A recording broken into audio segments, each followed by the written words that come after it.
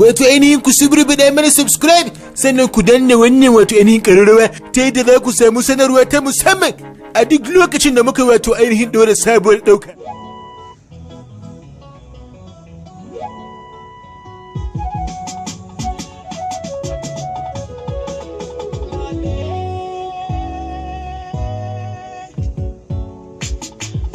Jama'a dai sallama, maza mata ku fito duka biyo harrama, yara da manya duk mun kogin zuma, kasidar annabin annabawa yau zan tsindima, gashi ban san me zan fada ba tsabar rigima, kasidar dan amina sai mai ilimi ke tsindima, gashi mai zunubi ne ni da yawa gagaruma, amma na san Ahmadu ne zai ja min ragama, duk wanda ya mika wuya ga Muhammadu ya gama, yan hali da tausayi daga annaba an gama, yin kyauta yawan zumunci Ahmadu ne sama, ƙarshen taimako nuri ne kuma ƙarshen karrama, mai murya da jana zaki na sai ya zarce zuma,